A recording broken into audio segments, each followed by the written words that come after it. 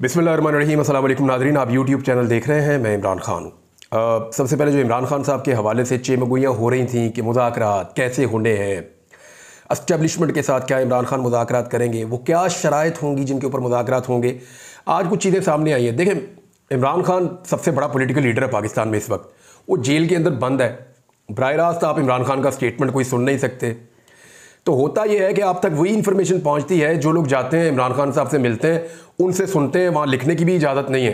बाहर आते हैं, बाहर आकर बताते हैं जी इमरान खान साहब ने ये कहा। बाद औक़ात ये भी प्रोपेगेंडा होता है कि इमरान खान साहब ने असल में बात कोई और कही थी और बाहर बात कोई और पहुँचाई गई। प्रोपेगेंडा होता है, ये किया नहीं जा सकता लगातार इमरान खान के साथ। वजह यह है कि सब इमरान खान को जानते हैं और उन तक इन्फॉर्मेशन तो पहुँच ही जाएगी क्योंकि उन्हें मुख्तलिफ लोग मिलते हैं। तो अब आ जाए इस तरफ कि इमरान खान साहब का रद्द-ए-अमल इन चीज़ों पे क्या है। लेकिन पहले आप ये देख लें कि एक बड़ा सख्त स्टेटमेंट जो अली अमीन गंडापुर ने दिया था, जो मैंने आपको सुनाया था कि अली अमीन गंडापुर ने स्टेटमेंट दिया था इस्लामाबाद पर कब्जे का। उन्होंने कहा था किसी का बाप भी इमरान खान को माइनस नहीं कर सकता। उन्होंने कहा था कि इस्लामाबाद में आ जाएंगे और इस्लामाबाद पे कब्जा कर लेंगे और वापसी में इमरान खान को भी अपने साथ ले जाएंगे, ना इंसाफी बंद की जाए ये वो। अब इस पर इमरान खान साहब ने कहा कि वज़ीर आला खैबर पख्तूनख्वा अली अमीन गंडापुर का इस्लामाबाद पर कब्जे का बयान दुरुस्त है।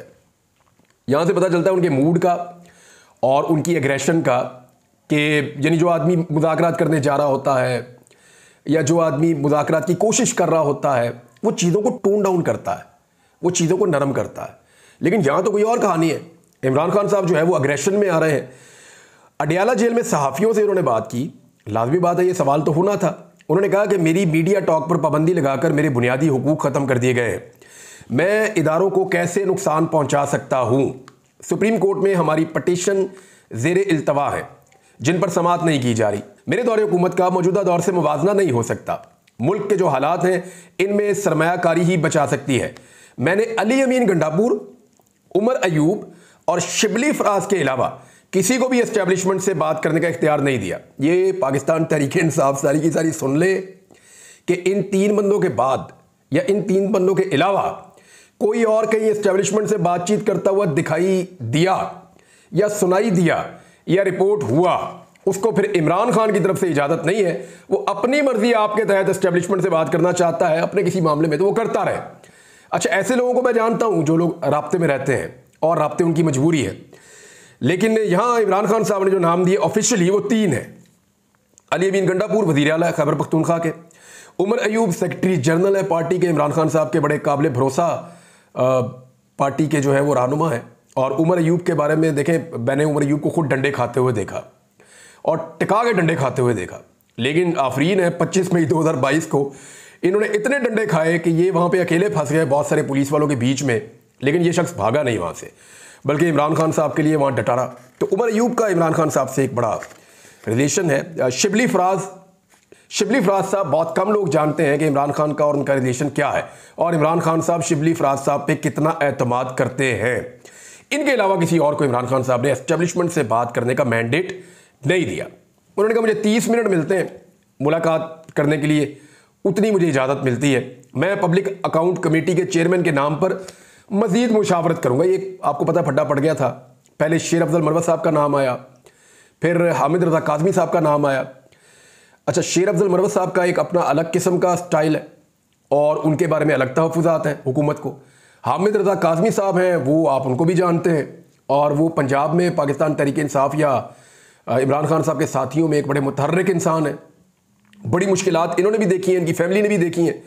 तो ये दोनों अपनी जगह पे बड़े मजबूत लीडर्स हैं पाकिस्तान तहरीक इंसाफ के। अब देखना यह है कि इमरान खान साहब फाइनली किसका नाम देते हैं। इमरान खान साहब ने कहा कि अली अमीन गंडापुर से मुलाकात का उन्होंने हवाला दिया और कहा कि मुझे पता था कि वज़ीर आला खैबर पख्तूनख्वा के साथ तस्वीर बनाने के बाद भी सूबे को हक नहीं दिया जाएगा, और वो नहीं दिया गया। अब जो लोग बाहर आए पाकिस्तान तहरीक इंसाफ के, उन्होंने कुछ बातें की हैं और मुशावरत जो है वो पाकिस्तान तहरीक इंसाफ की होगी इमरान खान साहब से, तब पब्लिक अकाउंट कमेटी के चेयरमैन का नाम सामने आएगा। बैरिस्टर घोर साहब ने एक चीज़ और क्लियर कर दी। उन्होंने कहा कि पब्लिक अकाउंट कमेटी के चेयरमैन के लिए हतमी नाम कल तक फाइनल कर लेंगे। इमरान खान साहब ने मुज़ाकरात के लिए कुछ लोगों का नाम लिया है, लेकिन फिल वक्त कोई मुज़ाकरात नहीं हो रहे, अभी मुज़ाकरात नहीं हो रहे।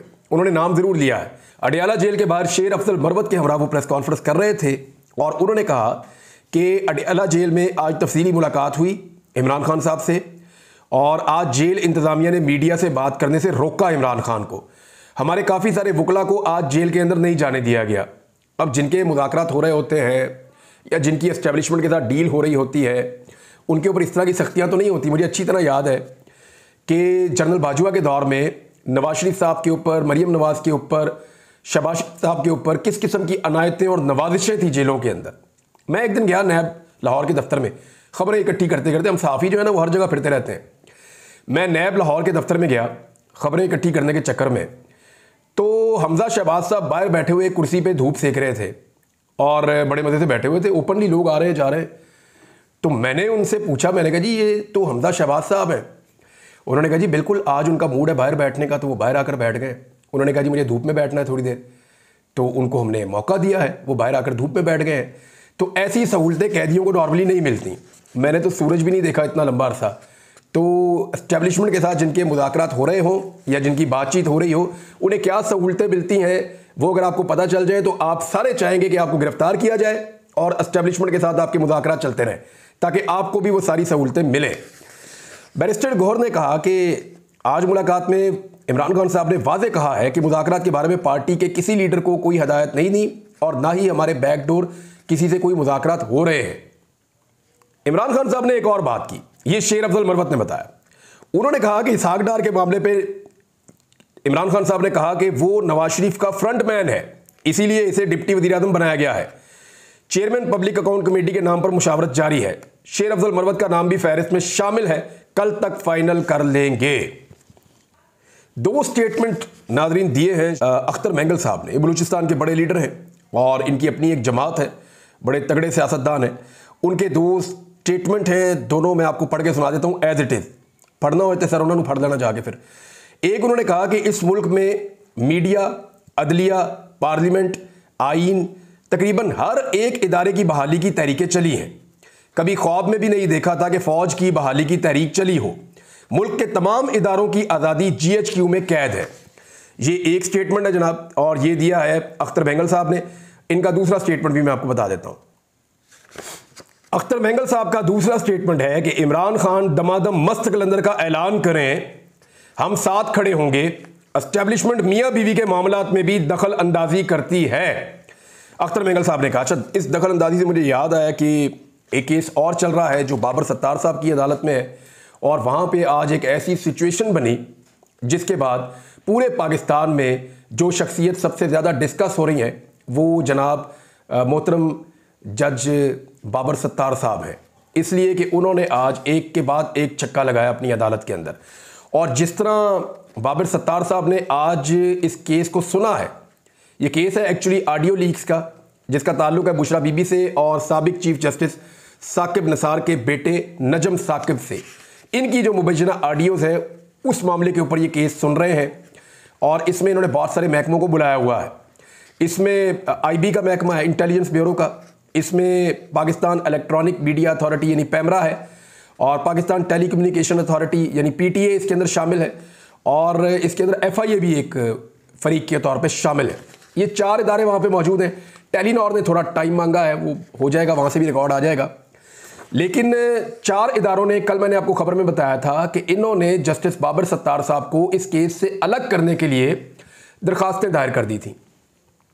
तो जज साहब आज जब आए तो उन्होंने बजाय इसके कि पहले वो केस के ऊपर डायरेक्ट जाते, उन्होंने कहा जी 4 दरखास्तें आई हुई हैं, पहले ज़रा उनको सुन लेते हैं। एतजाज़ एहसन साहब जो हैं वो पेश हुए, और अटॉर्नी जनरल मंसूर उस्मान ऐवान साहब।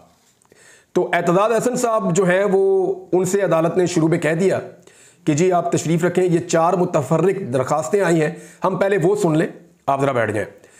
उसके बाद एक एक करके बुलाया सबको। FIA से, यानी FIA जो है वो फेडरल इन्वेस्टिगेशन एजेंसी उसका नाम है। इनका एतराज़ ये था कि क्योंकि उन 6 जजेस में आपका ताल्लुक है बाबर सत्तार साहब, जिन्होंने पाकिस्तान की एजेंसीज़ के हवाले से तहफ़्फ़ुज़ात का इजहार किया है, लिहाजा आप हमारे खिलाफ केस नहीं सुन सकते। तो जज साहब ने उनको, सिंपल मैं आपके लिए कर देता हूँ, उनसे पूछा जनाब आप ISI हैं? उन्होंने कहा जी नहीं हम नहीं है। आप उनकी प्रॉक्सी हैं? उन्होंने कहा जी हम नहीं है। उन्होंने कहा जी वहाँ तो मैंने ISI का जिक्र किया है, और आप तो वो एजेंसी नहीं, आप तो इन्वेस्टिगेशन एजेंसी हैं। जनाब 5 लाख रुपए जुर्माना, दरखास्त फारिग। उसके बाद जनाब जो है वो इसी तरह का सलूक जो है वो पैमरा के साथ हुआ, ऐसा ही सलूक जो है वो पीटीए के साथ हुआ और 5-5 लाख रुपया जुर्माना सबको कर दिया। बाबर सत्तार साहब ने एक के बाद एक चक्का लगाया वहां पे अदालत के अंदर, तबीयत साफ कर दी सारों की। इसके बाद जनाब बारी आई आईबी की, इंटेलिजेंस ब्यूरो की, और इंटेलिजेंस ब्यूरो की मुतफर्रिक दरखास्त किसकी मंजूरी से दायर हुई, ये सवाल उठाया जस्टिस बाबर सत्तार साहब ने, जिसपे एडिशनल अटॉर्नी जनरल ने बताया कि joint director general intelligence bureau ने मंजूरी दी है। उन्होंने कहा नाम होगा उनका कोई, तो उन्होंने बताया जी वालिदैन ने कोई नाम तो रखा होगा। तो उस पर एडिशनल अटॉर्नी जनरल ने कहा कि उनका नाम तारिक महमूद है। तो फिर तारिक महमूद साहब को जो है वो भी बुलवा लिया गया और ये इंदिया दिया गया कि उनके खिलाफ कार्रवाई भी हो सकती है। तो इस तरह जज साहब ने ये 5-5 लाख रुपए जुर्माने लगाकर ये दरखास्तें निपटा दी और उसके बाद वो उस केस को खुद ही सुन रहे हैं। एतजाज हसन साहब जो हैं वो रोस्टम पे आए, उन्होंने कहा जी आपने मेरा कद 20 फुट ऊंचा कर दिया है।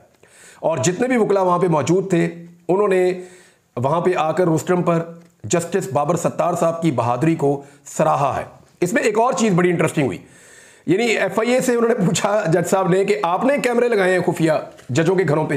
तो उन्होंने कहा जी हमने तो नहीं लगाए। तो उन्होंने कहा मैंने तो उस एजेंसी का हमने कहा कि जिन्होंने खुफिया कैमरे लगाए हैं, हमने तो आपकी एजेंसी का नाम भी नहीं लिया।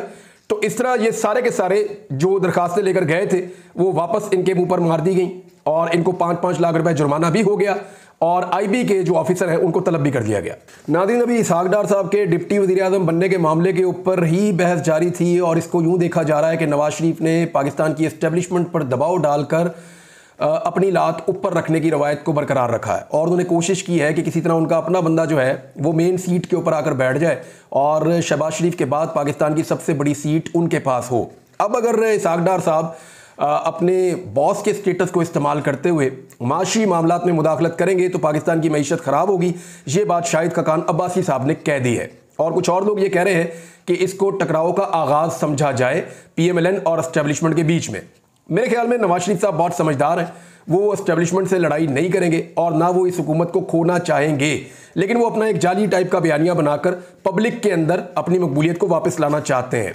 यहाँ पे अभी इस पे बात हो रही थी, एक और बड़ा ज़बरदस्त स्टेटमेंट आ गया इरफान सदीकी साहब का। उन्होंने कहा जी मैंने शहबाज शरीफ से पूछा कि आप कितने घंटे काम करते हैं, तो उन्होंने कहा कि मैं 26 घंटे काम करता हूँ।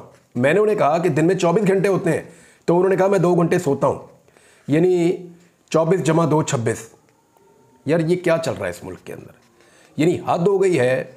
ये आप दूसरी जमात के बच्चे से पूछें कि एक दिन में कितने घंटे होते हैं तो वो 24 घंटे ही आपको बताएगा, और जब कोई आदमी 2 घंटे सोता है तो 22 घंटे बाकी बचते हैं।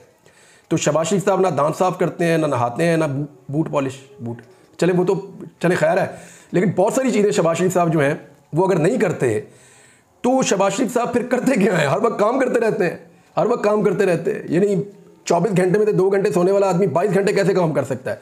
और भी बहुत सारे कारहाए नुमाया हैं जो 24 घंटे में खाना भी खाना होता है, बाकी काम भी करने होते हैं, दांत ब्रश करने होते हैं, बालों को कंघी करनी होती है, वो तो चले जल्दी से हो जाती है, इसके साथ साथ बूट पॉलिश करने होते हैं और बहुत सारे काम होते हैं वो करने होते हैं। लेकिन ये अजीबोगरीब लतीफ़े हैं, रोज़ाना हम इस गवर्नमेंट से सुनते हैं, कभी 500 रुपये का सूट आ जाता है मार्केट में, कभी 50 रुपये का हेलीकॉप्टर आ जाता है मार्केट में, कभी जो है वो एक दिन के अंदर 26 घंटे हो जाते हैं मार्केट के अंदर।